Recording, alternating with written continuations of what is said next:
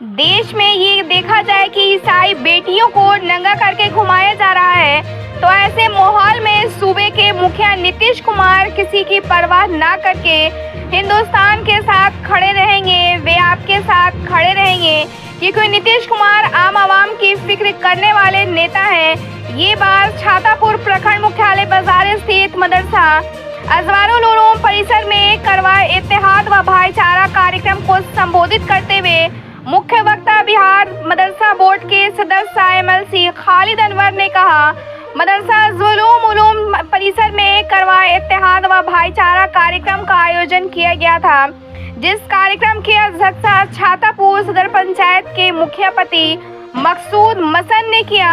वहीं मुख्य वक्ता बताया गया कि बिहार के CM व देश में सेकुलर वे के सबसे बड़े नेता नीतीश कुमार के सलाह पर भी सबा जिले में यह कार्यक्रम आयोजित किया जा रहा है, जिसके तहत छातापुर में भी यह कार्यक्रम आयोजित हुए हैं।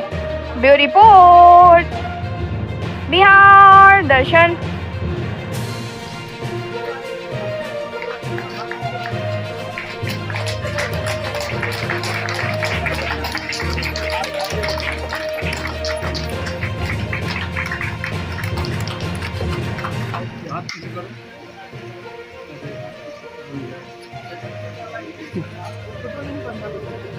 दो साल के बाद लोग जमा हुए वहां के तमाम हिंदू केरला के, और कहा कि आप तो बहुत अच्छे आदमी हैं, आप ईमानदार हैं, आप झूठ नहीं बोलते, आप धोखा नहीं देते, आप सबकी इज्जत करते हैं, हमारे राजा बन जाइए आप। उसने कहा मुसलमान बिजनेसमैन ने, भाई मैं तो अकेला आदमी आया बिजनेस करने, कहा नहीं आप बनिए राजा, सबने मिलकर राजा बना दिया।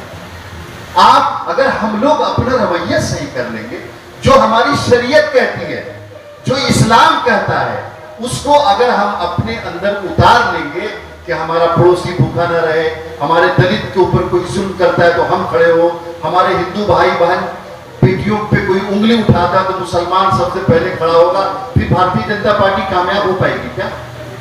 नहीं हो पाएगी ना, बताइए।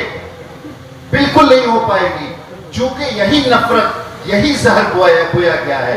हम लोगों को इस पे गौर करना पड़ेगा, और अगर इस पे गौर करना चाहते हैं तो छातापुर के जितनी मस्जिदें हैं उसमें भाईचारा कमेटी बनाइए, उलमा को शामिल कीजिए, राय लीजिए, पूछिए क्या हमारी शरीयत कहती है, हमको समाज में कैसे रहना चाहिए। अल्लाह के रसूल के जमाने में जब मक्का से मदीना हिजरत करके गए तो मदीना में यहूदी भी रहते थे, कुफार भी रहते थे, मुशरिकीन भी रहते थे, मुसलमान भी रहते थे, और एक एग्रीमेंट हुआ था। सुना कि मदीना में दंगा हुआ है? कभी नहीं हुआ। कैसे रहते थे? कौन पढ़ेगा इसको, कौन बताएगा?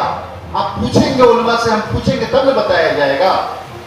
समाजी जिंदगी में इस्लाम को नाफिज करने की कोशिश कीजिए।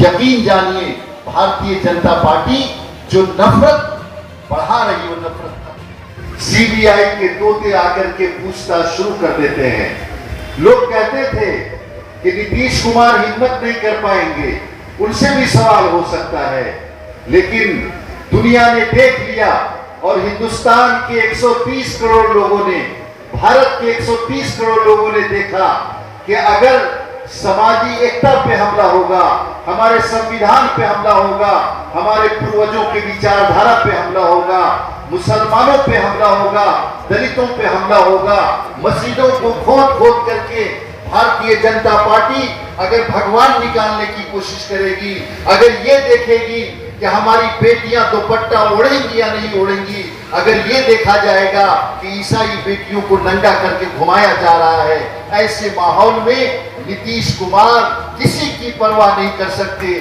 वो हिंदुस्तान के साथ खड़े हैं, वो आपके साथ खड़े हैं, आपकी तहरीक, आपकी संस्कृति और आपके कल्चर के साथ, भारत के कल्चर के साथ खड़े हैं। कारवानी इत्तेहाद और भाईचारा का मकसद यही है कि हम समझें कि हमारा मुल्क क्या है, हमारी जमहूरियत क्या है और लोकतंत्र किसको कहते हैं। मेरे भाइयों, बिहार में भाईचारा है, इसमें कोई कमी नहीं है। बिहार में भारतीय जनता पार्टी, कल भी महावीरी झंडा था, कई जगह बम फेंका, गोली फेंका, मस्जिदों पर हमला करने की कोशिश की, भारतीय जनता पार्टी बाहर से लोगों को बुला लेती है, उत्तर प्रदेश से, आसाम से लोगों को बुला लेगी कि आओ दंगा करना बिहार में। लेकिन बिहार के लोग दंगा करने वाले नहीं है, बिहार के लोग इन चक्करों में पड़ने वाले नहीं है। लेकिन हमारे बगल में चले जाइए, आप उत्तर प्रदेश में जाइए, आप चले जाइए हरियाणा में, क्या हो रहा है? बड़े क्या किया है गरीबों ने, क्या आपने बुलडोजर लगा दिया। बुलडोजर लगा करके आप चाहते हैं मुल्क की अकलियतों को दबा देना। आपको याद होना चाहिए कि इस्लाम की फितरत में कुदरत ने लचक दी है, जितना ही दबाओगे उतना ही उभरेगा। हम डरने वाले